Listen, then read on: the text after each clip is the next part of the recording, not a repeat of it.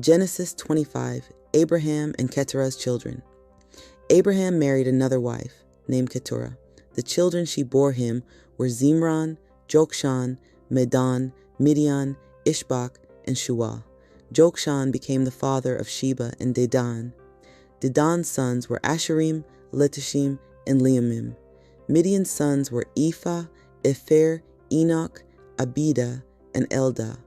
All of these were Keturah's sons. Abraham gave everything he owned to Isaac. To the sons of Abraham's secondary wives, Abraham gave gifts and, while he was still living, sent them away from his son Isaac to land in the east. Abraham's death. Abraham lived to the age of 175. Abraham took his last breath and died after a good long life, a content old man, and he was placed with his ancestors. His sons, Isaac and Ishmael, buried him in the cave in Machpelah, which is in the field of Zohar's son, Ephron the Hittite, near Mamre. Thus, Abraham and his wife Sarah were both buried in the field Abraham had purchased from the Hittites. After Abraham's death, God blessed his son Isaac, and Isaac lived in Beer Lahai Roi. Ishmael's descendants. These are the descendants of Ishmael, Abraham's son, whom Hagar the Egyptian, Sarah's servant, bore for Abraham. These are the names of Ishmael's sons, by their names, and according to their birth order: Nebaioth, Ishmael's oldest son, Kedar, Adbaal, Mibsam, Mishma, Dumah, Massa, Hadad, Tema, Jetur, Naphish, and Kedemah. These are Ishmael's sons. These are their names by their villages and their settlements, 12 tribal leaders according to their tribes. Ishmael lived to the age of 137. He took his last breath and died and was placed with his ancestors. He established camps from Havilah to Shur, which is near Egypt on the road to Assyria. He died among all of his brothers. Jacob and Esau are born. These are the descendants of Isaac, Abraham's son. Abraham became the father of Isaac. Isaac was 40 years old when he married Rebekah, the daughter of Bethuel the Aramean, and the sister of Laban the Aramean from Paddan Aram. Isaac prayed to the Lord for his wife, since she was unable to have children. The Lord was moved by his prayer, and his wife Rebekah became pregnant. But the boys pushed against each other inside of her, and she said, "If this is what it's like, why did it happen to me?" So she went to ask the Lord, and the Lord said to her, "2 nations are in your womb, 2 different peoples will emerge from your body. One people will be stronger than the other. The older will serve the younger." When she reached the end of her pregnancy, she discovered that she had twins. The first came out red all over, clothed with hair, and she named him Esau.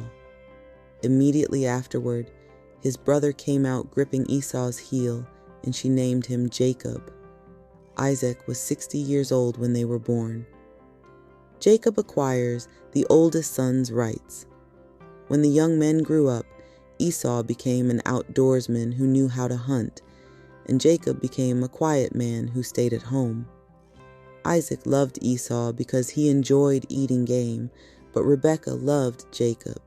Once when Jacob was boiling stew, Esau came in from the field hungry and said to Jacob, "I'm starving. Let me devour some of this red stuff." That's why his name is Edom. Jacob said, "Sell me your birthright today." Esau said, "Since I'm going to die anyway, what good is my birthright to me?" Jacob said, "Give me your word today." And he did. He sold his birthright to Jacob. So Jacob gave Esau bread and lentil stew. He ate, drank, got up, and left, showing just how little he thought of his birthright. Genesis 26, Isaac and Rebekah visit Gerar. When a famine gripped the land, a different one from the first famine that occurred in Abraham's time, Isaac set out toward Gerar and toward King Abimelech of the Philistines. The Lord appeared to him and said, Don't go down to Egypt, but settle temporarily in the land that I will show you. Stay in this land as an immigrant, and I will be with you and bless you, because I will give all of these lands to you and your descendants. I will keep my word, which I gave to your father Abraham. I will give you as many descendants as the stars in the sky, and I will give your descendants all of these lands. All of the nations of the earth will be blessed because of your descendants. I will do this because Abraham obeyed me and kept my orders, my commandments, my statutes, and my instructions. So Isaac lived in Gerar. When the men who lived there asked about his wife, he said, "She's my sister," because he was afraid to say, "my wife," thinking, "The men who live there will kill me for Rebekah because she's very beautiful." After Isaac had lived there for some time, the Philistines' king Abimelech looked out his window and saw Isaac laughing together with his wife Rebekah. So Abimelech summoned Isaac and said, "She's your wife, isn't she? How could you say, 'She's my sister'?" Isaac responded, "Because I thought that I might be killed because of her." Abimelech said, "What are you trying to do to us?" Before long, one of the people would have slept with your wife, and you would have made us guilty. Abimelech gave orders to all of the people.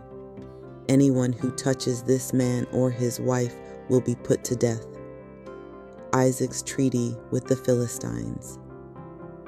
Isaac planted grain in that land and reaped 100 shearim that year because the Lord had blessed him. Isaac grew richer and richer until he was extremely wealthy. He had livestock, both flocks and cattle, and many servants. As a result, the Philistines envied him. The Philistines closed up and filled with dirt all of the wells that his father's servants had dug during his father Abraham's lifetime. Abimelech said to Isaac, "Move away from us because you have become too powerful among us." So Isaac moved away from there, camped in the valley of Gerar, and lived there. Isaac dug out again the wells that were dug during the lifetime of his father Abraham. The Philistines had closed them up after Abraham's death. Isaac gave them the same names his father had given them. Isaac's servants dug wells in the valley and found a well there with fresh water. Isaac's shepherds argued with Gerar's shepherds, each claiming, "This is our water." So Isaac named the well Isaac because they quarreled with him. They dug another well and argued about it too, so he named it Sitnah. He left there and dug another well, but they didn't argue about it, so he named it Rehoboth and said, "Now the Lord has made an open space for us and has made us fertile in the land." Then he went up from Gerar to Beersheba. The Lord appeared to him that night and said, "I am the God of your father Abraham. Don't be afraid, because I am with you. I will bless you, and I will give you many children for my servant Abraham's sake." So Isaac built an altar there and worshipped in the Lord's name. Isaac pitched his tent there, and his servants dug a well. But Abimelech set out toward him from Gerar with Ahazath his ally and Phicol the commander of his forces. Isaac said to him, "Why have you come after me? You resented me and sent me away from you." They said, "We now see that the Lord was with you. We propose that there be a formal agreement between us and that we draw up a treaty with you. You must not treat us badly, since we haven't harmed you and since we have treated you well at all times. Then we will send you away peacefully, for you are now blessed by the Lord." Isaac prepared a banquet for them, and they ate and drank. They got up early in the morning, and they gave each other their word. Isaac sent them off, and they left peacefully. That day Isaac's servants informed him about the well that they had been digging and said to him, we found water. He called it Sheba. Therefore, the city's name has been Beersheba until today. Esau's wives. When Esau was 40 years old, he married Judith, daughter of Beeri the Hittite, and Basemath, daughter of Elon the Hittite. They made life very difficult for Isaac and Rebekah. Thank you, everybody, for joining us here today. Please come back tomorrow for another segment of our 365 Bible Reading Initiative. Please also be sure to like, comment, and definitely subscribe. Also hit the bell. That way you can receive the notifications for the premieres. We're going to premiere every single day. When I say every day, I mean every day. All 365 days, because no day doesn't count.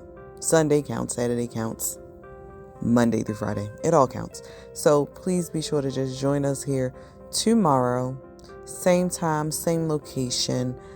Be sure to, like I said, subscribe and hit the bell so that you can receive the notifications.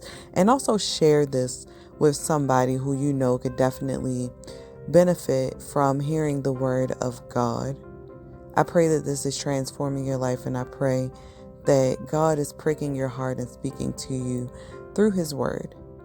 All right, y'all. Have a great evening.